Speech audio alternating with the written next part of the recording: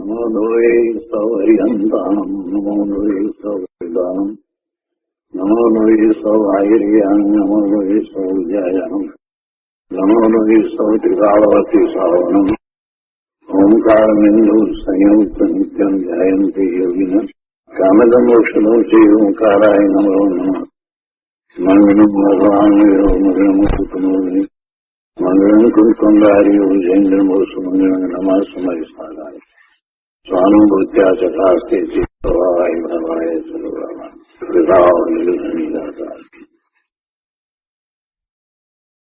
સમાધિ તંત્ર આચાર્ય ભગવાન પૂજ્યપાદ સ્વામી રચિત સમાધિ તંત્ર તથા શ્રી પ્રભાચંદ્રજી રચિત સમાધિ તંત્રની ટીકા એનો સ્વાધ્યાય આપણે કરી રહ્યા છીએ. સમાધિ તંત્રમાં આપણે 19મી ગાથા સુધી 19મા શ્લોક સુધી સ્વાધ્યાય કર્યો છે. હવે આજે આગળ 20મી ગાથાથી સ્વાધ્યાય શરૂ કરીએ. એ પહેલા સહેજ પુનરાવર્તન કરીએ તો 18મી ગાથાની અંદર બાહ્ય વિકલ્પો છોડવાની વાત આવી અને 19મી ગાથામાં એ વાત આવી કે બાહ્ય વિકલ્પ છોડીને અંતરનો વિકલ્પ પણ છોડવો અને અંતરના વિકલ્પને છોડવા માટે એ વાત સમજાવી કે બીજાઓ દ્વારા હું સમજું અથવા તો હું બીજાઓને સમજાવું, એ બધી મારી ચેષ્ટા છે તે ઉન્મત્ત ચેષ્ટા છે. કારણ કે હું તો ખરેખર નિર્વિકલ્પ છું. વિકલ્પ વડે કે વચન વડે ગ્રાહ્ય થાય એવું મારું સ્વરૂપ નથી. અને એ રીતે જ્ઞાની અંતરંગ વિકલ્પોને પણ છોડીને નિર્વિકલ્પ સ્વસંવેદનમાં ઠરવા માંગે છે. ગુરુદેવે એનો ઘણો વિસ્તાર કર્યો અને બહુ સરસ રીતે વાત સમજાવી કે મારું સ્વરૂપ તો નિર્વિકલ્પ અતિન્દ્રિય જ્ઞાનથી ગ્રાહ્ય છે. એટલે અતિન્દ્રિય જ્ઞાન દ્વારા હું પોતાને જણાવું એવો છું. ત્યારે પછી આ અંતરંગ વિકલ્પો કે બાહ્ય વિકલ્પો એનું તો કાંઈ એમાં સ્થાન રહેતું જ નથી. એ બધા વિકલ્પો વડે તો હું બહારમાં ને બહારમાં જ રહું છું. એ તો ઉન્માદ છે. બીજાના શબ્દોથી હું સમજી જાઉં કે હું બીજાઓને વિકલ્પ દ્વારા શબ્દો દ્વારા સમજાવી દઉં એમ જે માને છે એને તો મિથ્યાત્વનો મોટો ઉન્માદ છે. અને આ વાત ધર્મી જાણે છે.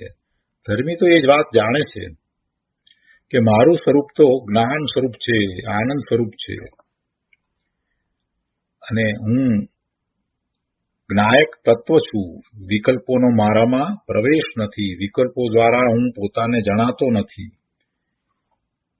આ બધી વાત જાણે છે. એટલે એ આ રીતે વિચાર કરી અને અંતર્મુખ થાય છે.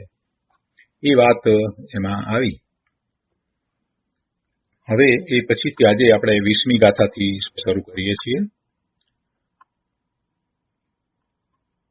સમાધિ તંત્રમાં પાન નંબર 44, કોમ્પ્યુટરમાં ગો ટુ પેજ નંબર 60,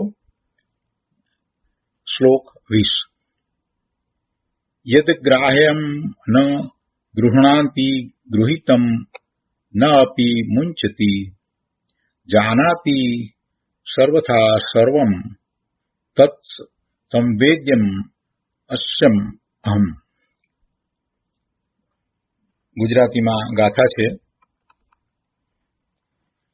ગ્રહે નહીં અગ્રાહ્યને છોડે નહીં ગ્रहेલ, જાણે સૌને સર્વથા તે હું છું નિજ વેદ્ય. શ્લોકના અન્વયાર્થમાં કહે છે કે યત અગ્રાહ્યમ ન ગૃહણાતિ, એટલે કે જે અગ્રાહ્ય, જે કહેતા શુદ્ધ આત્મ સ્વરૂપ, જે એટલે શુદ્ધ આત્મ સ્વરૂપ, જે અગ્રાહ્યને એટલે શુદ્ધ આત્મ સ્વરૂપને, જે એટલે શુદ્ધ આત્મ સ્વરૂપ અને એ આત્મ સ્વરૂપ અગ્રાહ્યને અર્થાંત ક્રોધ આદિ સ્વરૂપને ગ્રહણ કરતું નથી. યત અગ્રાહ્યમ ન ગૃહાતિ, જે અગ્રાહ્યને ગ્રહણ કરતું નથી. કોણ અગ્રાહ્યને ગ્રહણ કરતું નથી? શુદ્ધ આત્મ સ્વરૂપ છે તે અગ્રાહ્યને ગ્રહણ કરતું નથી. અગ્રાહ્ય શું છે? અગ્રાહ્ય તો ક્રોધ આદિ સ્વરૂપ. ક્રોધ આદિ સ્વરૂપ છે તે અગ્રાહ્ય છે. તો એવા અગ્રાહ્ય સ્વરૂપને જે ગ્રહણ કરતું નથી એવું શુદ્ધ આત્મ સ્વરૂપ. આગળ શું કહે છે કે ગૃહિતમ અપી, એટલે કે ગ્રહણ કરેલું શું છે? છે કે એના આનંદ જ્ઞાન આદિ ગુણો છે તે. હવે જો એ ગ્રહણ કરેલા એમ કહ્યું, એનો અર્થ એમ નથી કે કોઈ પાછળથી ગ્રહણ કરવામાં આવ્યા છે. એ અનાદિના જ્યારથી જીવ છે ત્યારથી ગ્રહણ થયેલ જ છે. પણ શબ્દમાં અહીંયા મૂકવું છે ને એટલે એમ મૂકવામાં આવ્યું કે ગ્રહણ કરેલા અનંત જ્ઞાન આદિ ગુણોને ન મુચ્યતી, છોડતું નથી. જે ગ્રહણ કરેલા ગુણો છે એને છોડતું નથી. તથા સર્વમ સર્વથા, સંપૂર્ણપણે, સર્વ પ્રકારે એટલે કે દ્રવ્ય ગુણ પર્યાય રૂપે જાનાતી, જાણે છે. તથા સર્વમ સર્વથા જાનાતી, સંપૂર્ણ પદાર્થોને સર્વ પ્રકારે એટલે કે એના દ્રવ્ય ગુણ પર્યાય સહિત જેમ છે તેમ બરાબર જાણે છે. તત્ સ્વસંવેદ્યમ અહમ અસ્મિ, તે હું છું, તે પોતાના અનુભવમાં આવવા યોગ્ય. તત્ સ્વસંવેદ્યમ એટલે કે જે પોતાના અનુભવમાં આવે છે એવું ચૈતન્ય દ્રવ્ય હું છું. આખી ગાથા પોતાની ઉપર ઉતારીને વાત કરી છે. બહુ સરસ રીતે ગાથા મૂકી છે. આમાં સ્વાધ્યાયમાં કહેવાની જરૂર ન પડે કે ભાઈ આત્મા એટલે હું એમ કરીને સ્વાધ્યાય કરજો. આખી ગાથાને જ પોતાની ઉપર લીધી છે. હું કોણ છું? તો કહે છે કે હું શુદ્ધ આત્મ સ્વરૂપ છું. અને કેવું શુદ્ધ આત્મ સ્વરૂપ છું? તો કહે છે કે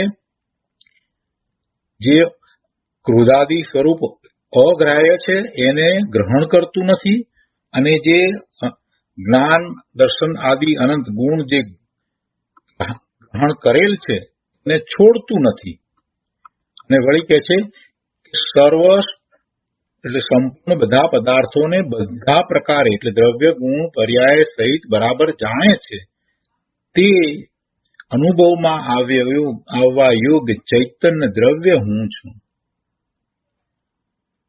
તો ટીકા લઈએ. ટીકામાં કહે છે જે એટલે શુદ્ધ આત્મ સ્વરૂપ છે તે અગ્રાહ્યને અર્થાંત કર્મોદય નિમિત્તે થયેલા ક્રોધ આદિ રૂપને ગ્રહતું નથી.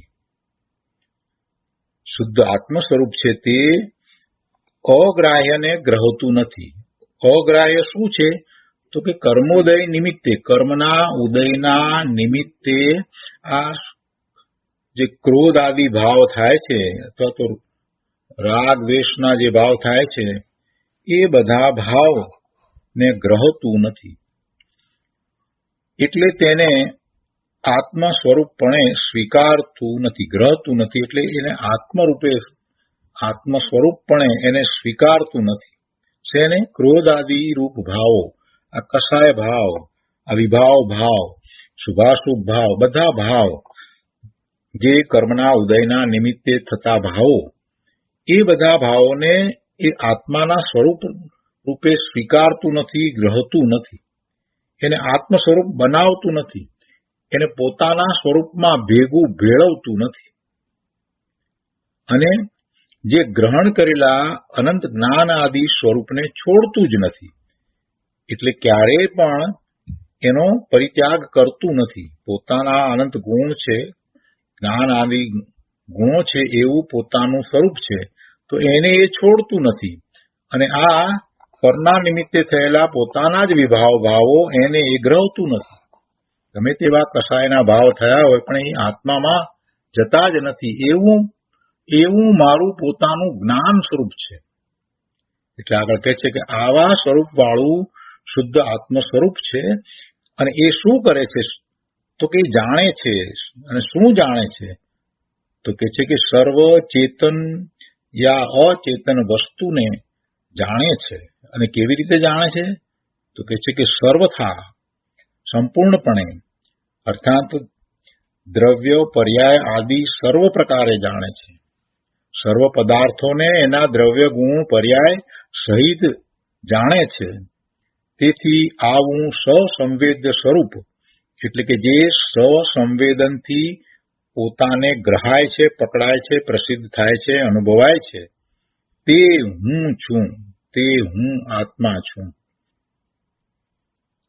આત્માની વ્યાખ્યા પણ આવી ગઈ, પોતાના સ્વરૂપની વાત પણ આવી ગઈ, અને પોતે પ્રભાવરૂપ થાય, વિભાવરૂપ થાય, છતાંય એ ભાવને ગ્રહતો નથી, અને પોતાના અનંત જ્ઞાન, દર્શન આદિ અનંત ગુણો છે, તો એના ભાવને એટલે સ્વભાવને છોડતો નથી.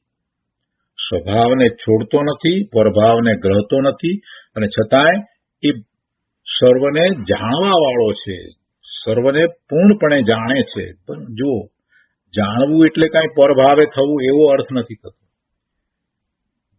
પર પદાર્થોનું જ્ઞાન થાય એટલે દોષ છે એમ નથી, કેમ કે પર પદાર્થો તો એને એના જ્ઞાનમાં જણાય. એ તો એ જ્ઞાનનું એવું સ્વરૂપ છે. જ્ઞાન કોને ન જાણે? જ્ઞાન જ્ઞેય માત્રને જાણે. એટલે જ્ઞાનમાં એને પર પદાર્થો જણાય એટલે કઈ એને દોષ આવે છે એમ નથી. માત્ર એનો જ્ઞાતા દ્રષ્ટા રહે છે અને એને કોઈ દોષ નથી આવતો. પણ દોષ ક્યારે આવે છે કે જ્યારે એ આ ક્રોધાદિ રૂપ ભાવને પોતાના માને છે તો દોષ આવે છે. એ મોટો અપરાધ છે. પોતે જે ભાવે થાય છે એ ભાવ પોતાનો છે અને એમાં શુભ ભાવ છે તે સારો છે, અથવા તો પરના કાર્યો કરવાનો જે ભાવ, પરના કર્તૃત્વનો જે ભાવ, એવી બુદ્ધિ, એવું મિથ્યાત્વ, એ બધું અપરાધ છે, એ દોષ છે, એ એને નુકસાનકારક છે. અને એ ભાવ ગમે તેવો ખરાબમાં ખરાબ ભાવ હોય કે શુભમાં શુભ ભાવ હોય, પણ એ આત્માના સ્વરૂપમાં જતો નથી. એ આત્માના સ્વરૂપને કોઈ રીતે મલિન કરતો નથી. એટલે પોતે તો ભગવાન આત્મા એવો ને એવો શુદ્ધ રહે છે અને પોતાનું જે કાર્ય છે, જ્ઞાનનું કાર્ય છે, એ કરે જ છે. એ સર્વને જાણે છે. સર્વ પદાર્થો ને એના દ્રવ્ય, ગુણ, પર્યાય સહિત સર્વ પ્રકારે જાણે છે. અને એમ એ જાણવા વાળો સર્વ પદાર્થોને જ માત્ર જાણે છે એમ નહીં, પણ તે એવો જાણવા વાળો હું પોતે પોતાને જાણું છું, અનુભવું છું. સ્વસંવેદ સ્વરૂપો, સ્વસંવેદનથી હું એવો શુદ્ધ આત્મા મને પણ પોતાને જાણું છું, અનુભવું છું. પરને જાણે છે એટલી વાત નથી, પોતે પોતાને પણ જાણે છે, અનુભવે છે. ભાવાર્થમાં કહે છે કે શુદ્ધ આત્મા એ અનુભવ ગમ્ય ચૈતન્ય દ્રવ્ય છે. તે નહીં ગ્રહણ કરવા યોગ્ય રાગ, દ્વેષ આદિને ગ્રહણ કરતું નથી અને ગ્રહણ કરેલા આત્મિક ગુણોને, અનંત જ્ઞાન આદિ ગુણોને છોડતું નથી. તે સંપૂર્ણ પદાર્થોને સર્વથા દ્રવ્ય, ગુણ, પર્યાય સહિત જાણે છે અને પાછો પોતે પોતાને અનુભવે છે. એટલે પહેલી જ લીટીમાં એ વાત તો લઈ લીધી કે પોતે અનુભવ ગમ્ય ચૈતન્ય દ્રવ્ય છે.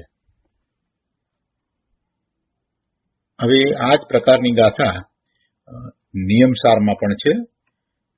નિયમસારમાં એ રીતે ગાથા છે, 97મી ગાથા છે કે હિણ્ય ભાવમ નવી મુચ્ચૈ પરભાવમ ણેવ ગેણઃ એમ કેયમ જાણાદી પશ્યદી સંવમ સોહમ ઇદી ચિંતયે નાણી.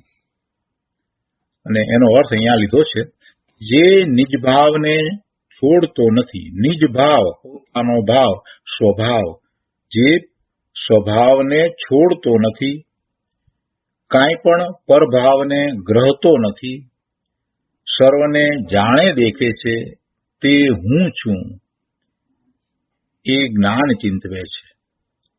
જ્ઞાન એટલે આત્મા. એ પોતે એમ ચિંતવે છે કે હું નિજ ભાવને છોડતો નથી, પરભાવને ગ્રહતો નથી અને સર્વને જાણે દેખે છે, એવો પોતે ભગવાન આત્મા જ્ઞાયક છે. વિશેષની અંદર અહીંયા વાત લીધી છે, સમયસારમાંથી વાત લીધી છે. સમયસારની 406 ગાથાની વાત લીધી છે. આત્મા પરદ્રવ્યને જરા પણ ગ્રહતો નથી તથા છોડતો નથી, કારણ કે પરનિમિત્તના આશ્રય થયેલા પ્રાયોગિક ગુણના સામર્થ્યથી તેમજ સ્વાભાવિક વૈશ્રવિક ગુણના સામર્થ્યથી આત્મા વડે પરદ્રવ્યનું ગ્રહવું તથા છોડવું અશક્ય છે. આ વાત અહીંયા 406 ગાથામાંથી લીધી છે. આપણે થોડોક એનો વિચાર કરીએ. 406 ગાથાની અંદર એ ગાથાઓ સાથે લીધેલી છે, પણ અહીંયા એકલી 6 ગાથાનો જ અર્થ આપણે લઈએ છીએ. 5, 6, 7 એમ 3 ગાથાઓ સાથે લીધેલી છે, પણ આનો જ એકનો જ વિચાર કરીએ છીએ. તો એવી વાત છે કે જે પરભાવો છે એને એ ગ્રહતો નથી, પરભાવોને ગ્રહતો નથી, પોતાના ભાવને છોડતો નથી. અહીંયા આ ગાથાની અંદર વાત લીધી પ્રાયોગિક ગુણ. પ્રાયોગિક ગુણ એટલે શું? પરના નિમિત્તે થયેલ જે પર્યાય એને પ્રાયોગિક ગુણ કહેવાય. એ ગુણ નથી, ખરેખર તો એ વર્તમાન પર્યાય છે. પર નિમિત્તે થયેલી વર્તમાન જે પર્યાય જે દશા થઈ છે, જે એને અહીંયા પ્રાયોગિક ગુણ કયો છે. તો એમાં અહીંયા કહે છે આત્મા પરદ્રવ્યને ગ્રહતો નથી અને છોડતોય નથી. પરદ્રવ્ય જેવું છે એવું એનું જ્ઞાન કરે એવો એનો સ્વભાવ છે. પણ પરદ્રવ્ય જેવું છે તેવું જ્ઞાન કરે એવો એનો સ્વભાવ છે. એનો અર્થ એમ નથી થતો કે પરદ્રવ્યને એ ગ્રહે છે, પણ તે પ્રાયોગિક ગુણના સામર્થ્યથી કે વૈશ્રસિક ગુણના સામર્થ્યથી પરદ્રવ્યને ગ્રહે છોડે એવો એનો સ્વભાવ નથી. વૈશ્રસિક ગુણ એટલે જે આત્માના ગુણ છે તે આત્મામાં ઈચ્છા ઉત્પન્ન થાય તે પોતાના આશ્રય પોતામાં ઉત્પન્ન થાય છે. ત્યાં ઈચ્છા થઈ માટે એ પરમાણુને ગ્રહે કે છોડે એવું આત્માનું સ્વરૂપ નથી. ઈચ્છા વડે પરનું કામ આત્મા કરી શકતો નથી. હવે ત્યાં જે વાત હતી ને એ આહાર સંબંધીની વાત હતી, એટલે ત્યાં મૂળ વાત તો એ રહેતી હતી કે એ આહારના પરમાણુને ગ્રહતો નથી કે છોડતો નથી, એ વાત હતી. પણ સાથે એ વાત પણ હતી કે જે ભાવ છે, વૈભાવિક ભાવ, રાગ દ્વેષના ભાવ, એને પણ એ ગ્રહતો નથી. પ્રાયોગિક ગુણ એટલે પરના નિમિત્તથી થયેલી રાગની પર્યાય, શુભ કે અશુભ, એ પર્યાય વડે આત્મા કંઈ પરનું ગ્રહી શકતો નથી, ગ્રહતો નથી. એટલે પરમાં તો આહાર આદિ પરમાણુઓ જે આવ્યા એને પણ એ ક્યારેય ગ્રહે નહીં કે છોડે નહીં, એ વાત ત્યાં સમયસારમાં લીધી છે. અને સાથે એના જે ભાવ જે થયા, શુભ કે અશુભ ભાવ થયા, એ પણ આત્મામાં આવતા નથી. એમાં નિમિત્તથી એમ છે છતાં વિકાર રાગ થયો એ તો પોતાની પર્યાયમાં થયો છે. પરના નિમિત્તથી વાત તો બરાબર છે, પણ એ થયો છે તો પોતાને ને, એટલે પોતાની પર્યાયમાં થયો છે ને, એટલે ત્યાં તો એ વાત પણ લીધી છે કે થયો છે પોતાની પર્યાયની અંદર. એટલે બીજી રીતે કહેવા જઈએ તો એને એવી ઈચ્છા થઈ છે, અને એવી ઈચ્છા થઈ છે તો પણ એ પર પદાર્થોને પર પરમાણુઓને ગ્રહતો નથી. ત્યાં તો આહાર ગ્રહના પરમાણુને ગ્રહતો નથી, એ અપેક્ષાથી જ વાત હતી. એટલે એ રીતે લીધું છે કે ઈચ્છા થઈ છે તે પોતાથી છે, અને ઈચ્છા થઈ છે એ કઈ બીજાને કારણે એને ઈચ્છા થઈ છે એમ પણ નથી, પરથી ઈચ્છા થઈ છે એમ પણ નહીં. એટલે અહીંયા પણ એમ લીધું છે કે પ્રાયોગિક ગુણ એટલે કે પરના નિમિત્તે થતા જ પોતાના વિભાવ ભાવો, એના દ્વારા એ પોતે કાંઈ પરનું ગ્રહતો નથી, વિભાવ ભાવને પણ ગ્રહતો નથી. એ વાત ત્યાં લેવામાં આવી છે. બીજી વાત લઈએ તો આત્માનો સ્વભાવ એવો છે ને, આત્મામાં એવી શક્તિ પડી છે કે પરનું કાંઈ ગ્રહે નહીં, કે પોતે કાંઈ પોતાનું છોડતો નથી. તો આગળ આપણે લઈએ અહીંયા વિશેષની અંદર આત્માને પરદ્રવ્યનો ગ્રહણ ત્યાગ થવો એ તો વ્યવહારના એનું કથન માત્ર છે. નિશ્ચયને તો તે પરદ્રવ્યનો ગ્રહણ ત્યાગ કરી શકતો જ નથી. જ્યારે જીવ આત્મ સ્વરૂપમાં લીન થાય છે ત્યારે રાગ આદિ વિકારો સ્વયં છૂટી જાય છે. તેને છોડવા પડતા નથી અને આત્મિક ગુણો સ્વયં પ્રગટ થાય છે. નિશ્ચયને તો તે પરદ્રવ્યનો ગ્રહણ ત્યાગ કરી શકતો જ નથી.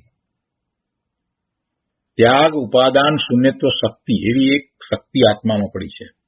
ત્યાગ ઉપાદાન શૂન્યત્વ શક્તિને લીધે એ ન તો પરને ગ્રહે છે કે ન તો કાંઈ પોતામાંથી છોડે છે. એટલે કહે છે કે જ્યારે જીવ ખરેખર એ પરદ્રવ્યને ગ્રહતો પણ નથી અને પોતાના ગુણોને છોડતો પણ નથી, તો શું છે? તો કે જ્યારે એ આત્મામાં પોતાના સ્વરૂપમાં લીન થાય ત્યારે આવા જે પરના નિમિત્તે થતા રાગ આદિ વિકારો છે એ છૂટી જાય છે. એ રહેતા જ નથી, એને છોડવા પડતા નથી, એ છૂટી જાય છે. અને પછી પ્રગટ શું થાય છે? તો પોતાનું સ્વરૂપ, પોતાના આનંદ ગુણ છે એ પ્રગટ થાય છે. જે અંદરમાં શક્તિ રૂપે પડેલ છે એ પર્યાયમાં પ્રગટ થાય છે. એટલે આત્મિક ગુણો સ્વયં પ્રગટ થાય છે. શું કહ્યું? આત્માને પરદ્રવ્યનો ગ્રહણ કે ત્યાગ કહેવો એ વ્યવહારના એનું કથન માત્ર છે. ખરેખર આત્માને પરદ્રવ્યનું ગ્રહણ પણ નથી અને ત્યાગ પણ નથી. નિશ્ચય નહીંથી તો તે પરદ્રવ્યનો ગ્રહણ કે ત્યાગ કરી શકતો જ નથી. એનામાં એવી શક્તિ પડી છે, ત્યાગ ઉપાદાન શૂન્યત્વ શક્તિ. એટલે એને લીધે થઈને એ પરદ્રવ્યનું ગ્રહણ કરે કે એનો ત્યાગ કરે એ વાત જ નથી. જ્યારે જીવ આત્મ સ્વરૂપમાં લીન થાય છે ત્યારે આ જે રાગાદી વિકાર ભાવો થતા હતા એ રહેતા નથી, એ સ્વયં છૂટી જાય છે. એને છોડવા પડતા નથી. સ્વરૂપમાં લીનતા કરતા એ બધું છૂટી જાય છે અને આત્મિક ગુણો સ્વયં પ્રગટ થાય છે. વળી આત્મ સ્વરૂપ સંપૂર્ણપણે પ્રગટ થાય ત્યારે આત્માના જ્ઞાન ગુણની પર્યાય પણ કેવળ જ્ઞાન રૂપે પ્રગટે છે. આત્મ સ્વરૂપ સંપૂર્ણપણે પ્રગટ થાય ત્યારે આત્માના બધા જ ગુણોની પર્યાય પૂર્ણપણે પ્રગટ થઈ જાય છે. તો પછી જ્ઞાન ગુણની પર્યાય પણ કેવળ જ્ઞાન રૂપે પ્રગટે છે. દર્શન ગુણની પર્યાય પણ કેવળ દર્શન રૂપે પ્રગટે છે. આ કેવળ જ્ઞાનનો એવો અનંત મહિમા છે કે તે અનંત દ્રવ્યોના અનંત ગુણોને અને તેમની ત્રણ કાળવર્તી, ત્રિકાળવર્તી, વિકારી, અવિકારી અનંત પર્યાયોને સંપૂર્ણપણે એક જ સમયમાં સર્વથા પ્રત્યક્ષ જાણે છે. એવો જ્ઞાનનો સ્વભાવ છે. એ કેવળ જ્ઞાન પ્રગટ થતાં જગતના બધા જ પદાર્થોની ત્રણેય કાળની બધી જ પર્યાયોને એક સમયમાં જાણે છે, એક જ જાણે છે.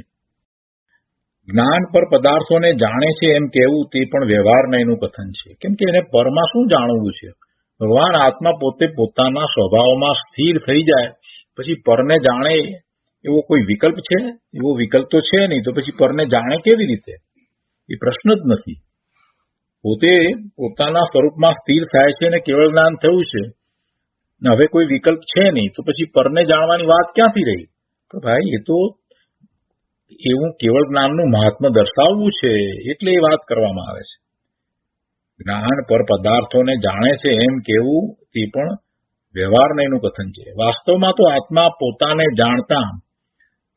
જાણે છે તો સમસ્ત પર પદાર્થો જણાઈ જાય છે. એવી જ્ઞાનની નિર્મળતા છે, સ્વચ્છતા છે, એવો જ્ઞાનનો સ્વભાવ છે. અને જેટલો ઉગાડ છે એ પ્રમાણે એ જાણે છે. કેવળ જ્ઞાન થયું છે તો પછી પૂર્ણપણે જાણે છે. પણ જાણવા જાય છે, પરને જાણવા જાય છે? ના, એમ નથી. આપણે જાણીએ છીએ કે કેવળ જ્ઞાન થાય છે તો એ તો પોતાના સ્વરૂપમાં સ્થિર થઈ ગયા છે ને. સ્થિર થઈ ગયા છે તો પરને જાણે છે એમ કહેવું એ તો માત્ર વ્યવહાર થયો. પર બધું એમાં જણાય છે, પ્રતિબિંબિત થાય છે. એ જ્ઞાનરૂપી અરીસામાં બધું પ્રતિબિંબિત થાય છે. જ્ઞેય માત્ર એમાં જણાઈ જાય છે. પ્રભુ કોઈને જાણવા જતા નથી. વળી તે આત્મ સ્વરૂપ સ્વસંવેદ્ય છે, અર્થાત પોતાના આત્માના જ અનુભવમાં આવે એવું છે. ગુરુ તેમની વાણી કે તીર્થંકર ભગવાનની દિવ્ય ધ્વનિ પણ તેનો અનુભવ કરાવી શકે તેમ નથી. સ્વસંવેદ્ય શબ્દ ઉપર અહીંયા ભાર મૂકીને વાત લીધી છે. સ્વસંવેદ્ય છે, પોતાને સંવેદનમાં આવે, પોતાથી પોતાને સંવેદનમાં આવે એવો પોતે ભગવાન આત્મા છે. પોતે જ્ઞાન સ્વરૂપ ભગવાન આત્મા પોતાને પોતા દ્વારા જ સંવેદનમાં આવે, બીજા કોઈ દ્વારા સંવેદનમાં આવે એમ નથી. કોઈના આશીર્વાદ દ્વારા કે કોઈના વાસ્કેપ નાખવાથી કે કોઈ સ્પર્શ કરે ને એને એવું જ્ઞાન થઈ જાય એમ હોતું જ નથી. શું કહે છે કે આત્માનું સ્વરૂપ એવું છે કે તે પોતે પોતાને પોતા દ્વારા અનુભવાય, સ્વસંવેદ્ય છે, અર્થાત પોતાના આત્માના જ અનુભવમાં આવે એવું આત્માનું સ્વરૂપ છે. ગુરુ, તેમની વાણી કે તીર્થંકર ભગવાનની દિવ્ય ધ્વનિ પણ પોતાના સ્વરૂપનો અનુભવ કરાવી શકે તેમ નથી. જીવ અનુભવ કરે તો તે નિમિત્ત માત્ર કહેવાય. જે સમ્યક દર્શન પ્રગટ કરે છે, સ્વાનુભૂતિ કરે છે, એને આવા ઉચિત નિમિત્ત હોય છે. ગુરુની વાણી, સાક્ષાત ગુરુ સદગુરુ બિરાજમાન હોય એમની વાણી હોય, શાસ્ત્ર હોય કે પછી તીર્થંકર ભગવાનની દિવ્ય ધ્વનિ હોય, તો એ નિમિત્ત કારણ થાય. ક્યારે થાય કે જીવ પોતે સ્વાનુભૂતિ કરે ત્યારે. જે સ્વાનુભૂતિ કરે છે એને એવા નિમિત્ત હોય છે. પણ એમ નથી કે તીર્થંકર ભગવાનની દિવ્ય ધ્વનિ છૂટે એટલે બધાને સ્વાનુભૂતિ થઈ જાય, એમ નથી. કે ગુરુનો ઉપદેશ સાંભળીને બધાને સમ્યક દર્શન થઈ જાય, એમ નથી. કે શાસ્ત્રો વાંચન કરતા બધાને સંકિત થઈ જાય, એમ નથી. જે એવો પુરુષાર્થ કરે છે એને એ નિમિત્ત જરૂરથી થાય. એટલે કોઈ અપેક્ષાએ શાસ્ત્રમાં એવી વાત પણ આવે છે કે આનો અભ્યાસ કરતા 6 મહિનામાં તમને સંકિત થશે, એવી વાત પણ આવી. પણ એનો અર્થ શું? એનો અર્થ એ કે તમે એવો પુરુષાર્થ કરો છો તો તમને એવા સમ્યક્ત્વમાં આ શાસ્ત્રની વાણી છે, આ શાસ્ત્રની વાત છે, જે નિવાણીમાંથી આવેલી છે, એ તમને નિમિત્ત થાય છે. એટલે સ્વાનુભવ ગોચર આત્માનું સ્વરૂપ છે. આત્માનું સ્વરૂપ સ્વને અનુભવમાં આવે એવું છે. આત્મા પોતે જ તેને ઓળખી અનુભવ કરી શકે. એ રીતે વાસ્તવમાં આત્માને પરદ્રવ્યના તથા રાગ આદિના ગ્રહણ ત્યાગ નથી. એ સર્વજ્ઞ છે અને માત્ર સ્વાનુભવ ગોચર છે. આ વાત 20મી ગાથામાં આવી. એનો વિસ્તાર પૂજ્ય ગુરુદેવે જે કર્યો છે તે આપણે લઈએ આત્મભાવના પુસ્તકમાંથી. આત્મભાવના પાના નંબર 106. કોમ્પ્યુટરમાં ગો ટુ પેજ નંબર 114. સ્વસંવેદ્ય આત્માની ભાવના. આત્મા સ્વભાવને છોડતો નથી અને પરભાવને ગ્રહતો નથી. આ મુખ્ય વાત છે. અને બીજી વાત સાથે એ છે કે પોતે સ્વસંવેદ્ય છે, પોતે પોતાથી પોતાને અનુભવમાં આવે એવો જ્ઞાન સ્વરૂપ છે. સંકિતી અંતરાત્મા સ્વસંવેદનથી પોતાના નિર્વિકલ્પ આત્મ સ્વરૂપને કેવું જાણે છે તે અહીંયા આ શ્લોકમાં કહેવામાં આવ્યું છે. ગુરુદેવ સમજાવતા કહે છે કે અગ્રાહ્ય એવા ક્રોધ આદિ વિકારી ભાવોને પોતાના સ્વરૂપમાં જે ગ્રહતો નથી અને ગૃહિત એવા પોતાના અનંત જ્ઞાન આદિ સ્વરૂપને જે કદી છોડતો નથી, જે સર્વથા સર્વને જાણે છે એવો સ્વસંવેદ્ય હું છું એમ ધર્મી જાણે છે. હું તો સદાય જ્ઞાન દર્શન આનંદ સ્વરૂપ જ છું. શરીર, મન, કર્મ, રાગ, દ્વેષ વગેરેને મારા સ્વરૂપમાં મેં કદી ગ્રહ્યા જ નથી. શરીર પણ નહીં, શરીર, મન, વાણી બધું તો પૂતગળ થયું. કર્મ પણ જળ, એ બધું પૂતગળમાં ગયું. અને આ રાગ દ્વેષના ભાવ, વિભાવ ભાવ જે પરના લક્ષ્ય પોતાને થાય છે, તો એને પણ મેં મારા સ્વરૂપમાં ક્યારેય ગ્રહ્યા નથી. જો એવું થયું હોત તો આ આત્મ સ્વરૂપ એવું ને એવું શુદ્ધ રહેત જ નહીં. તો કોઈ જીવ સિદ્ધ થઈ શકે જ નહીં. અનાદિથી છે, એની કોઈ આદિ નથી જીવની, અને અનંત કાળ વીતી ગયો અને અનંત કાળમાં એને અનંત ભવ કર્યા. અને અનંત ભવ કર્યા તો એ અનંત ભવમાં દરેક ભવમાં જે ભાવ એ કર્યા એનો વિચાર કરી તો કેટલાય પ્રકારે એને ભાવ કર્યા. તો એ અનંત પ્રકારના ભાવો એવા ભાવો જો આત્મામાં ગયા હોત તો આત્માનું આવું સ્વરૂપ રહી શકે જ નહીં. એટલે એવું થયું જ નથી. એ બધા ભાવને મેં મારા સ્વરૂપમાં ક્યારેય ગ્રહ્યા જ નથી. મારું જે સ્વરૂપ છે એમાંથી પણ કાંઈ ચાલ્યું ગયું નથી, એમાંથી કાંઈ ઓછું થયું નથી.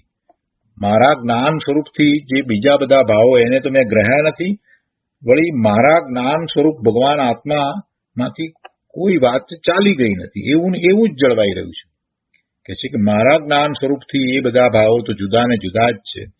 મારો સહજ સ્વભાવ જ્ઞાન આનંદ સ્વરૂપ છે, તેને હું કદી છોડતો નથી. મારો આત્મા ક્રોધ આદિ સ્વરૂપ નથી, એટલે કે આ વિભાવ ભાવ રૂપ મારો આત્મા નથી, આ કસાય ભાવ રૂપ મારો આત્મા નથી. મારો આત્મા અજ્ઞાન રૂપ પણ નથી ને મારો આત્મા મિથ્યાત્વ રૂપ પણ નથી. એ મારું સ્વરૂપ નથી, એ મારું સ્વરૂપ નથી. આ ક્રોધ આદિ સ્વરૂપ કહેતા આ બધા જે કસાય થાય છે ને જીવને, ક્રોધ માન માયા લોભ એવા કસાય, એ કસાય થયા હોય ત્યારે પણ હું તો એને જાણવા વાળો જ છું. હું એને જાણું છું. આત્મા ક્રોધ આદિ સ્વરૂપ નથી, પણ સર્વનો જાણનાર જ છે. એટલે એમાં સર્વનો જાણનાર છે એટલે કે પોતાની વર્તમાન જે પર્યાય ક્રોધની માનની લોભની થઈ કે માયાની થઈ, કોઈ પણ પર્યાય થઈ તો એને પણ એ જ સમયે વર્તમાન જ્ઞાનની પર્યાય જાણે છે. આ વાત બેસી જાય અને એટલી જાગૃતિ રહે તો કામ બહુ સહેલું થઈ જાય. સમ્યક તો પ્રગટ કરવું છે ને પ્રભુ, તો સમ્યક તો પ્રગટ કરવામાં આ જાગૃતિ રહેવી જોઈએ કે જે વખતે ક્રોધ થયો છે ત્યારે ક્રોધને જાણવા વાળી જ્ઞાનની પર્યાય છે. તો એ કોની પર્યાય છે? જ્ઞાનની પર્યાય એટલે મારી પર્યાય છે. હું જ્ઞાન સ્વરૂપ ભગવાન આત્મા છું. આ વાતને અહીંયા ગુરુદેવ ફરીથી સમજાવી છે. વારંવાર એ વાતને શાસ્ત્રમાં સમજાવી છે. એમણે શાસ્ત્રનો અભ્યાસ કરતા એના અર્થ કરતા ગુરુદેવે એ વાતને ખૂબ સમજાવી છે કે એ મારું સ્વરૂપ જ નથી. હું એને પણ જાણવા વાળો છું. આ પર પદાર્થોને જાણવું એટલી વાત નહીં, પરંતુ પોતાને થતા જે વિકારી ભાવ, એ વિકારી ભાવને પણ પોતે જાણવા વાળો છે. મારો સહજ સ્વભાવ જ્ઞાન આનંદ સ્વરૂપ છે, તેને તો હું કદી છોડતો નથી. એવા મારા સ્વભાવને છોડતો નથી, કેમ કે એ મારા અનંત ગુણનું પરિણમન છે. એટલે મારો એવો સ્વભાવ છે એ તો છૂટે નહીં, એમ જ રહે. કોઈ પણ દ્રવ્ય છે એ એના સ્વભાવને છોડતું નથી. જો દ્રવ્ય પોતાના સ્વભાવને છોડે તો દ્રવ્યનો નાશ થાય. એટલે એ તો વાત જ નથી. પણ વાત બીજી પણ સાથે અહીંયા સમજવાની છે. અહીંયા તો પોતાની પર વાત ઉતારી છે ને, હું કોણ છું? હું જ્ઞાન સ્વરૂપ છું. તો પછી જ્ઞાન સ્વરૂપ છું તો જ્યારે ક્રોધ થાય છે ત્યારે પણ જ્ઞાન સ્વરૂપ જ છું. આ વાત બરાબર બેસાડવાની છે. જ્યારે માયા આચરે છે ત્યારે પણ તું તો જ્ઞાન સ્વરૂપ જ છે ભાઈ. તને એ વાતનો ખ્યાલ જ છે. તને એ જ સમયે જ્ઞાન થાય જ છે કે તું માયા રૂપે થયો. તારું આચરણ જે થાય છે એની સાથે જ તને એ બધાનું જ્ઞાન થાય જ છે. તું જેમાં જેમાં પરોટાતો જાય છે એ બધાનું જ્ઞાન એ જ વખતે હોય જ છે. તું એનું લક્ષ કરે તો ખ્યાલ આવે ને. શું કહે છે કે હું સહજ જ્ઞાન આનંદ સ્વરૂપ છું અને એવા સ્વરૂપને કદી છોડતો નથી. એનો અર્થ એ થયો કે દરેક સમયે હું જ્ઞાન તો કરું જ છું, અને જ્ઞાન કરું છું તો જ્યારે મારી પર્યાય પરના લક્ષે વિભાવ ભાવે થઈ છે તો એ વખતે કઈ મારો જ્ઞાન સ્વભાવ ચાલ્યો જાય છે? જ્ઞાન ગુણ એ વખતે કામ કરતો બંધ થઈ જાય છે? એવું તો છે નહીં. તો જે ક્રોધ ભાવે થયો છે કે જે માયાના ભાવે થયો છે તો એ વખતે પણ એ એને જાણે છે. પોતે તો જાણવા વાળો જ રહે છે. અને બીજી વાત સાથે કે ક્રોધ ભાવ તો થયો, એ તો પર્યાયમાં થયું ને, એ તો ચાલ્યું ગયું. એ કઈ સ્વરૂપમાં તો આવ્યું નહીં, સ્વરૂપમાં તો રહ્યું નહીં. એટલે કે છે મારો આત્મા ક્રોધ આદિ સ્વરૂપ નથી. ક્રોધ કઈ મારા આત્મામાંથી આવ્યો નથી. એ પર્યાયમાં થયું છે અને એ ક્ષણિક છે ને એનો જાણનાર હું છું. સર્વનો જાણનાર કયો એટલે પછી એને પણ જાણે કે ના જાણે? શું કહે છે? મારો સહજ સ્વભાવ જ્ઞાન આનંદ સ્વરૂપ છે, તેને હું કદી છોડતો નથી. મારો આત્મા ક્રોધ આદિ સ્વરૂપ નથી, પણ સર્વનો જાણનાર જ છે.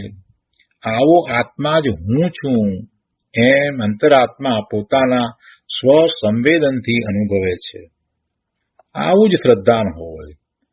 આ જ સાચી શ્રદ્ધા છે. ભલે સ્વાનુભૂતિ ન હોય તો પણ શ્રદ્ધાન તો આમ જ હોવું જોઈએ. અવિકલ્પ દશામાં જ્યાં સુધી આવું શ્રદ્ધાન દ્રઢ નથી કર્યું ત્યાં સુધી આત્માનુભૂતિ થતી નથી, પુરુષાર્થ ઉપડતો જ નથી. સતત આ વાત જ અંતરમાં રમ્યા કરે કે આ બધું જે ચાલી રહ્યું છે, બધી જગ્યાએ આ કામ થાય છે, એના લક્ષ્ય વિધા વિભાગ થાય છે, તો એ કઈ મારું સ્વરૂપ છે? એ કઈ મારું સ્વરૂપ નથી. એ જ સમયે પોતે એને જાણવા વાળો એનાથી જુદો છે. પોતે જો ક્રોધથી જુદો ન હોત તો એને જાણત કેવી રીતે? ખૂબ શાંતિથી વિચારવા જેવી વાત છે. ગુરુદેવે આ દ્રષ્ટિ આપણને આપી છે કે જો એ રાગથી જુદો ન હોત તો રાગને જાણત કેવી રીતે? એ રાગને જાણે છે. રાગ થયો ત્યારે જો એને જાણે છે તો રાગથી એ પોતે જુદો છે. હું રાગથી જુદો છું. રાગ મને દેખાય છે, જુદો જ દેખાય છે.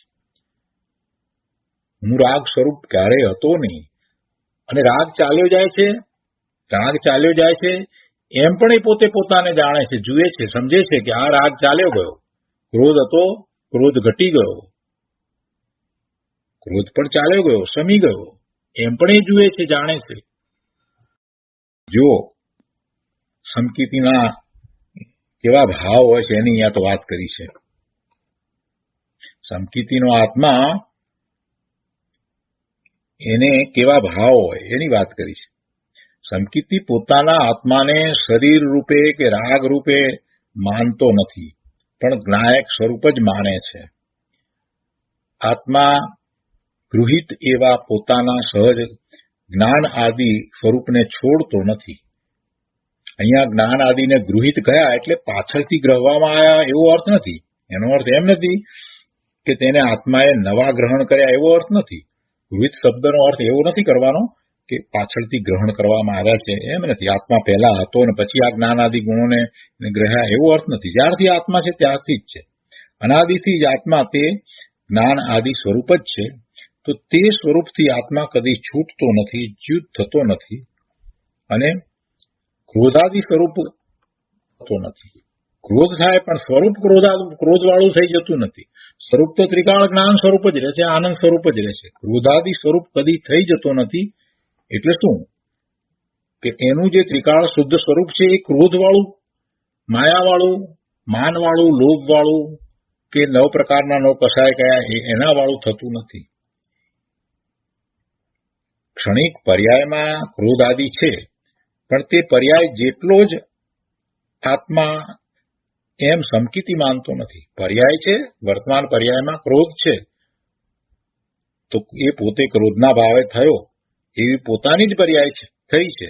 છતાંય આત્મા કઈ એવો એટલી પર્યાય જેવડો નથી. સમકીર્તિ આત્માને એટલી પર્યાય જેટલો માનતો નથી. એ પર્યાયથી જુદો આ ક્ષણિક છે, પરલક્ષ્ય થયેલી પર્યાય છે, એનાથી જુદો એ ક્રોધ આદિને પોતાના સ્વરૂપથી બાહ્ય જુદા જાણે છે અને પોતે એનાથી જુદો ભગવાન આત્મા છે એમ એ જાણે છે. જ્ઞાન આનંદમય સ્વભાવને જ એ પોતાના અંતર સ્વરૂપે ગ્રહણ કરે છે. પોતાનું અંતર સ્વરૂપ તો આ જ છે, જ્ઞાન આનંદ સ્વભાવ જ છે. શ્રદ્ધા જ્ઞાનમાં જે ચિદાનંદ સ્વભાવને ગ્રહણ કર્યો તેને ધર્મી કદી છોડતા નથી. ગ્રહણ કર્યો એટલે એને અનુભવમાં આવ્યો છે. જ્ઞાનમાં એ અનુભવ થયા પછીથી એ સમ્યક પણ થયું છે.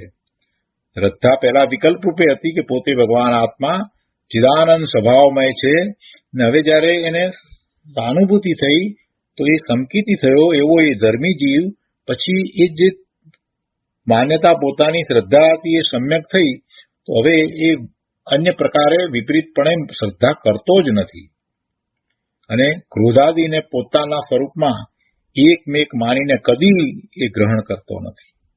તેને પોતાના સ્વરૂપથી એ બધા જુદા જ લાગે છે, જુદા જ જણાય છે. એને પણ એ જ્ઞેય તરીકે જાણે છે. એ ભલે ક્યારેક ક્રોધના ભાવે થાય પણ છતાંય એ પોતાનું સ્વરૂપ નથી. એટલે તરત જ એનાથી એ છૂટો પડી જાય છે. પોતે પોતાના જ્ઞાન સ્વરૂપી પોતાના ભગવાન આત્માને જાણતો થકો એ જ્ઞાન ભાવે થઈ જાય છે. આ રીતે સ્વસંવેદનમાં ઉપયોગ સ્વરૂપ આત્માને ક્રોધ આદિથી જુદો અનુભવવો તે પરમાત્મા થવાનો ઉપાય છે. શું કહે છે કે સ્વસંવેદનમાં ઉપયોગ સ્વરૂપ આત્માને ઉપયોગ સ્વરૂપ આત્માને એટલે શું? સ્વસંવેદનમાં ઉપયોગ સ્વરૂપ આત્માને એટલે પોતાનો જ્ઞાન દર્શનનો ઉપયોગ.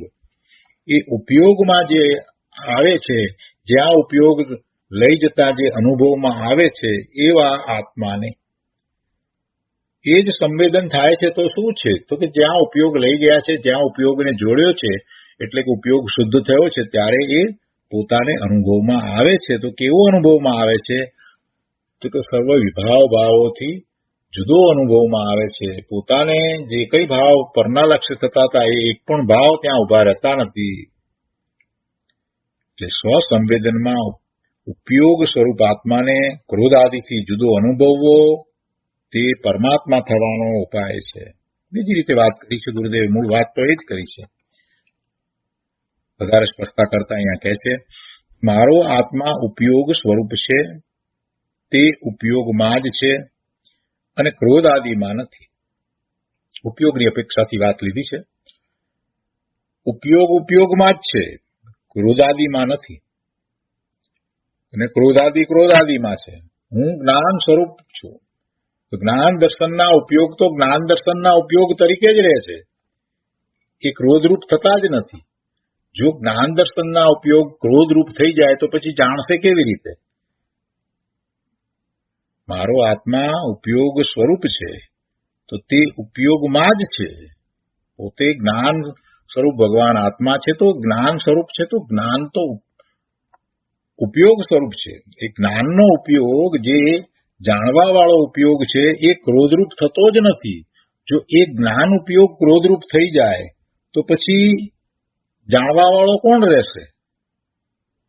બહુ શાંતિથી દરેક વાતને સૂક્ષ્મતાપૂર્વક સમજીએ તો ખ્યાલ આવે છે કે જ્ઞાન ઉપયોગ ક્યારેય ક્રોધરૂપ થાય નહીં. જ્ઞાન ઉપયોગ રૂપે જ રહે છે. જ્યારે ક્રોધ થયો છે ત્યારે પણ એ તો જ્ઞાન ઉપયોગ રૂપે જ રહે છે. મારો આત્મા ઉપયોગ સ્વરૂપ છે, તે ઉપયોગમાં જ છે. જ્ઞાન ઉપયોગમાં જ રહે છે. દર્શન ઉપયોગમાં જ રહે છે. ભાઈ, એવા ગુણ પડ્યા છે તો ગુણ પ્રમાણે હોય ને. ગુણ પ્રમાણે થવાનું ને બધું. ગુણનું પરિણમન તો ચાલવાનું છે કે નથી ચાલવાનું? બંધ થઈ જવાનું છે. ક્રોધ આવે એ તો ક્ષણિક વાત છે. તો એથી કરીને એનો જ્ઞાનનો ઉપયોગ બદલાઈ જાય? ના, એમ બને નહીં. એ ક્રોધ આવ્યો એને પણ એ જ્ઞાન જાણે. પોતે જ્ઞાન દર્શનના ઉપયોગ સ્વરૂપ ભગવાન આત્મા છે અને એ જ્ઞાન દર્શનના ઉપયોગ દ્વારા એ પરને બહારમાં જે કંઈ છે એને જાણે છે. એટલે એ પોતે પોતાના સ્વભાવ ને અનુસરીને જે ગુણો છે, એટલે કે તે ગુણોને અનુસરીને સ્વભાવ છે, તો એને છોડતો નથી. પોતાના સ્વભાવને છોડતો નથી. એનું પરિણમન જ એ પ્રમાણે થાય છે. જ્ઞાન ભાવે જ પરિણમન થાય છે. મારો આત્મા ઉપયોગ સ્વરૂપ છે, તે ઉપયોગમાં જ છે અને ક્રોધાદિમાં નથી, તથા ક્રોધાદિ ભાવો મારા ઉપયોગમાં નથી. મારા ઉપયોગમાં ક્રોધાદિ ભાવો થાય તો પછી મારો ઉપયોગ શું કરે? જ્ઞાન કરી શકે જ નહીં. અને અહીંયા તો આપણે એ વાત જાણીએ છીએ કે ક્રોધ થયો છે એ વખતે એનું પણ જ્ઞાન કરે છે, તો ક્યાંથી થાય? એટલે ક્રોધ આદિથી જુદો હું જ્ઞાન સ્વરૂપ ભગવાન આત્મા છું, આ વાતનો અહીંયા નિર્ણય થાય છે. એટલે બે વચ્ચેનો ભેદ એને સમજાય છે કે જ્યારે રાગ થયો છે, એટલે રાગ થયો હોય કે દ્વેષ થયો હોય. રાગ એટલે માયા અને લોભ, અને દ્વેષ એટલે ક્રોધ અને માન. તો એમ રાગ દ્વેષ કહો કે ક્રોધ માન માયા લોભ કહો, અને 9 પ્રકારના કસાયો કહો. તો એ બધા એવા ભાવો, જે ભાવો અહીંયા ક્રોધ આદિ ભાવ કહ્યું છે ને, એટલે બધા ભાવો આવી ગયા. તો એ બધા ભાવો પરલક્ષ્ય થતા ભાવો છે. તો એ ભાવ રૂપે જ્યારે એ થાય તો એ બધું પર્યાયમાં થાય અને એનો જ્ઞાન દર્શનનો ઉપયોગ જાણે. એટલે એનો અર્થ એ થયો કે એ બધા રાગ દ્વેષ આદિથી જુદો જ્ઞાન દર્શન રૂપ પોતે ભગવાન આત્મા છે, એમ નક્કી થઈ જાય છે. રાગથી જુદો પોતે ભગવાન આત્મા જ્ઞાન સ્વરૂપ નાયક જ છે. આ વાત એમાંથી બરાબર પકડાય છે. આવું ભેદ જ્ઞાન, રાગથી પોતે જુદો, દ્વેષથી પણ પોતે જુદો. શું કહે છે? મારો આત્મા ઉપયોગ સ્વરૂપ છે, તે ઉપયોગમાં જ છે અને ક્રોધાદિમાં નથી, તથા ક્રોધાદિ ભાવો મારા ઉપયોગમાં નથી. જ્ઞાન દર્શનના ઉપયોગ તો એના છે ને, એ સ્વરૂપે પોતે છે. તો આવું જયારે ભેદ જ્ઞાન થાય છે ત્યારે તે અંતરાત્મા ક્રોધાદી પરભાવોમાં એકતાપણે કદી પરિણમતો જ નથી. ક્રોધ ભાવમાં એકત્વ એને થતું જ નથી. ક્રોધાદીને આત્માના સ્વરૂપપણે ગ્રહતો નથી અને હું તો જ્ઞાયક છું એમ શ્રદ્ધામાં, જ્ઞાનમાં જે ગ્રહણ કર્યું છે એ જ પ્રમાણે એની શ્રદ્ધા ટકી રહે છે. હું તો જ્ઞાયક છું એમ શ્રદ્ધા જ્ઞાનમાં ગ્રહણ કર્યું છે તેને કદી છોડતો નથી. પોતાના આત્માને જ્ઞાયક સ્વરૂપે જ સ્વીકારે છે. ધર્મી પ્રમોદથી નિશંકપણે એમ જાણે છે કે અહો, હું તો જ્ઞાન આનંદ સ્વરૂપ જ રહ્યો છું. રાગાદીને મેં મારા સ્વરૂપમાં કદી ગ્રહ્યા જ નથી. મારો સ્વભાવ કદી રાગાદી રૂપ થઈ ગયો નથી. જ્ઞાનના સ્વાદને અને રાગના સ્વાદને ધર્મી જુદો જુદો જાણે છે.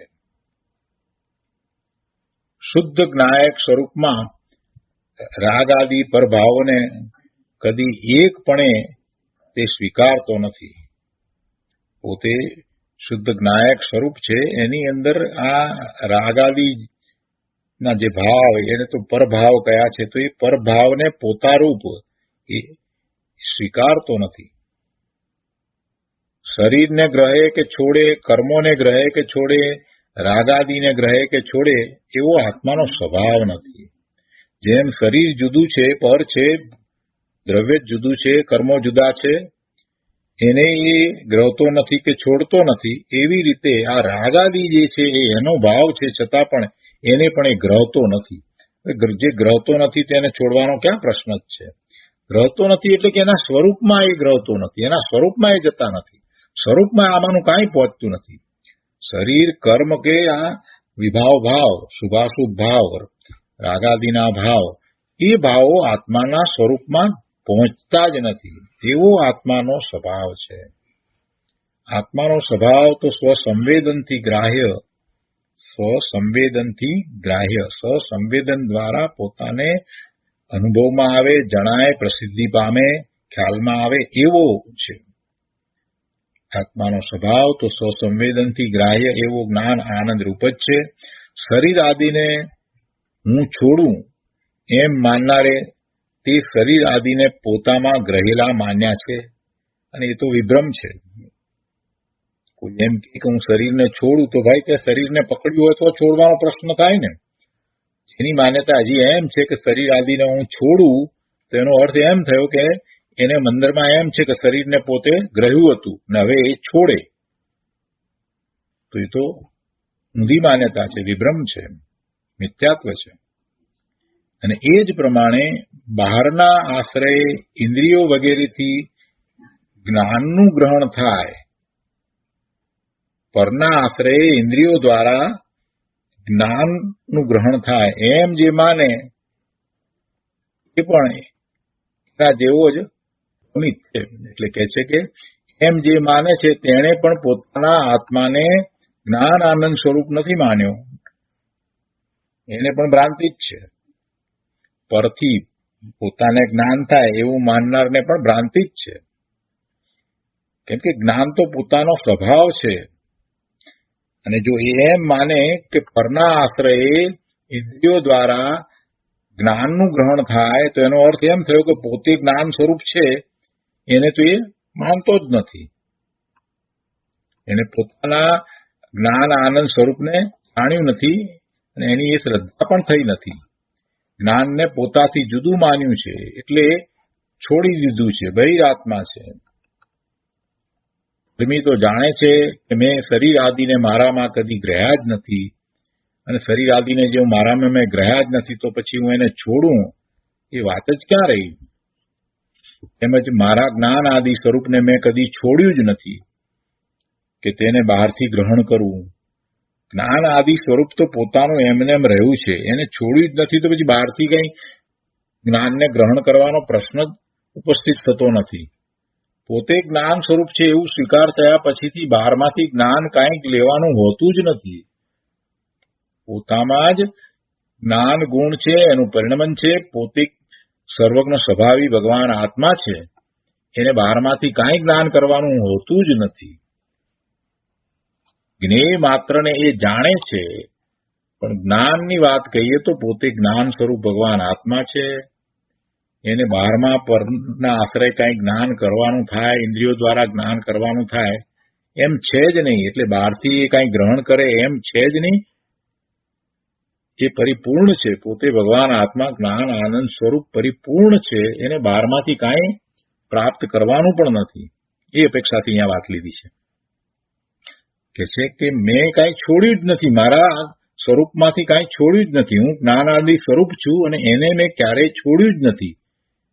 અને છોડ્યું નથી તો પછી પાછું બહારમાંથી ગ્રહવું પડે એ તો વાત જ રહેતી નથી. અને બીજી વાત કે હું તો સદાય આ બધા પરદ્રવ્યોથી જુદો જ છું, જુદો જ રહ્યો છું. શરીર આદિથી જુદો જ રહ્યો છું. ગમે તેવી પર્યાયમાં ગમે તેટલો કાળ રહેવાનું થયું હોય તો એવા શરીરો સાથે રહેવાનું થયું હોય, એવા શરીર સાથે રહ્યો હોય છતાંય એ શરીરમાંથી આત્માએ કાંઈ ગ્રહ્યું નથી. એ નોળિયાનું શરીર મળ્યું હોય કે સાપનું શરીર મળ્યું હોય, ચકલીનું મળ્યું હોય કે પોપટનું શરીર મળ્યું હોય, હાથીનું મળ્યું હોય કે સિંહનું મળ્યું હોય, નારકીનું શરીર મળ્યું હોય કે દેવનું મળ્યું હોય, ગમે તે શરીર મળ્યું પણ એ શરીરમાંથી તો પોતે કાંઈ ગ્રહ્યું જ નથી. અને એ શરીરથી એ વખતે પણ એ જુદો હતો. ભલે માન્યતા જુદી હતી, માન્યતામાં એ સ્વીકાર ન હતો, પણ ત્યારે શરીરથી જુદો જ હતો. અને અત્યારે પણ મનુષ્યનું શરીર મળ્યું છે તો એ શરીરથી પણ જુદો જ છે. કોઈ એમ કે અમે એવું માનતા નથી, તો ભાઈ તું ન માને એથી શું થઈ જવાનું છે? વસ્તુ સ્વરૂપ થોડું બદલાઈ જવાનું છે. વર્તમાનમાં અત્યારે પણ તું એ શરીરથી જુદો ભગવાન આત્મા છો. એ સ્વીકાર કે ન સ્વીકાર, પણ વસ્તુ સ્વરૂપ તો એમ જ છે. તું જ્ઞાન આનંદ સ્વરૂપ છો તો જ્ઞાન આનંદ સ્વરૂપ જ છો.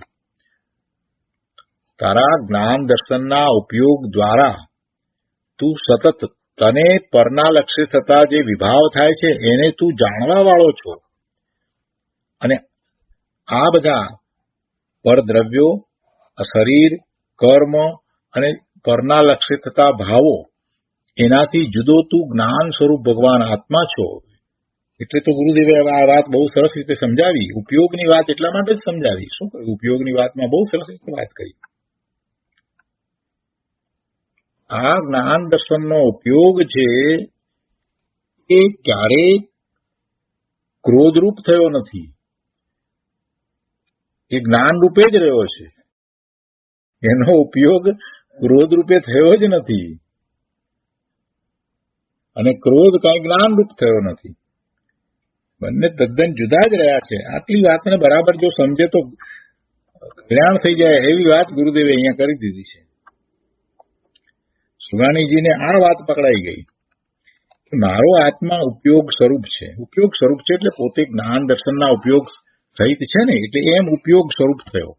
ઉપયોગ સ્વરૂપ એટલે પોતાને જ્ઞાન દર્શનના ઉપયોગ છે. તો હું ઉપયોગ સ્વરૂપ છું. હું ઉપયોગ સ્વરૂપ છું અને મારો ઉપયોગ જ્યાં જાય છે એનું મને જ્ઞાન થાય છે. તો હવે આ ઉપયોગ જે છે એ ઉપયોગ છે તે ઉપયોગમાં જ રહે. કહેવાનો આશય એ છે કે પોતે જ્ઞાન દર્શન જે કરે છે તે કરે. એ જ્ઞાન દર્શનની ક્રિયા બંધ થઈ જાય એમ બનતું જ નથી. અને એ ઉપયોગ, એ જ્ઞાન કરવા વાળો ઉપયોગ જ્ઞાન કરે, દર્શન કરવા વાળો ઉપયોગ દર્શન કરે જ. એમાં કાંઈ ફેર પડે જ નહીં. શું કહે છે કે મારો આત્મા ઉપયોગ સ્વરૂપ છે, તે ઉપયોગમાં જ છે અને ક્રોધાદિમાં નથી. ક્રોધમાં નથી. ક્રોધમાં નથી કેમ નથી?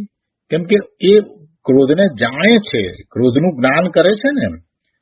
તો જો જ્ઞાનનો ઉપયોગ ક્રોધરૂપ થઈ જતો હોત તો એ ક્રોધને જાણત ક્યાંથી? પોતાને ક્રોધ થયો છે તો ક્રોધનું એને જ્ઞાન થાય છે ને કે આ ક્રોધ થયો, તો એ ઉપયોગ ક્રોધથી જુદો છે ને. એટલે ક્રોધથી જો આ ઉપયોગ જુદો છે, જે ઉપયોગ સ્વરૂપ છે એ તો હું છું, તો હું ક્રોધથી જુદો છું. બહુ સહેલાઈથી સમજાય એવું છે. અને સોગાણીજીએ આ વાત જ પકડી કે રાગથી જુદો, પોતે રાગથી જુદો છે. વાત એમ જ છે.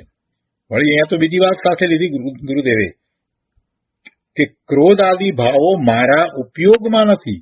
મારો ઉપયોગ જ્ઞાન ઉપયોગ છે, તો એ ભાવ ક્યાંથી હોય? એ નથી, એ જુદા છે, એ મારાથી ભિન્ન છે.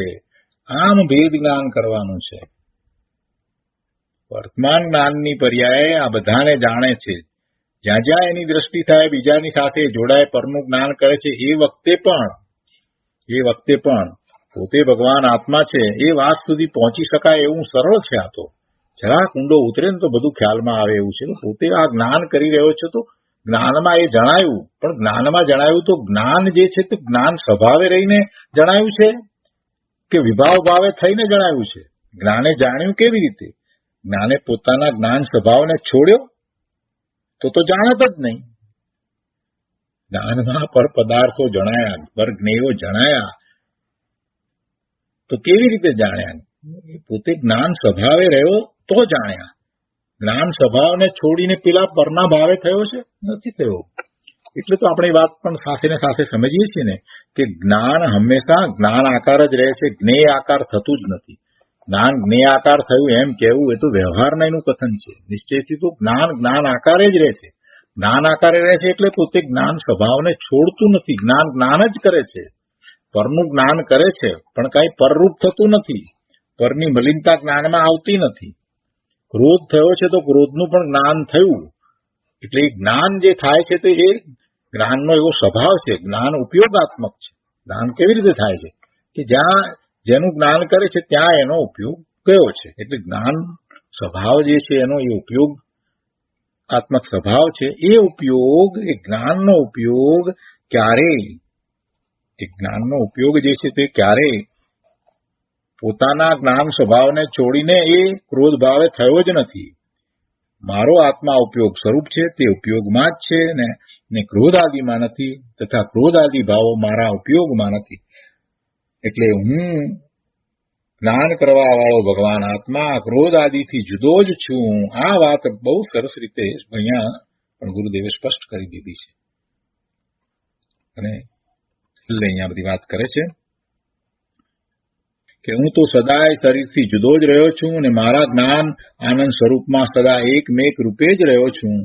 હું સર્વથા સર્વનો જાણનાર જ છું. અને આવો આત્મા સ્વસંવેદન ગમ્ય જ છે. જે સ્વસંવેદનથી પોતાના આવા આત્માને જાણે છે તે અંતરાત્મા છે. તો આ રીતે આ 20મા શ્લોક ઉપર જે પ્રવચન છે એનો વિસ્તાર બધો આપણે અહીંયા પૂરો કરીએ છીએ. 20મો શ્લોક પૂરો થાય છે. આજનો સ્વાધ્યાય અહીંયા સુધી રાખીએ છીએ. હવે સુખધામ બોલીએ. સુખધામ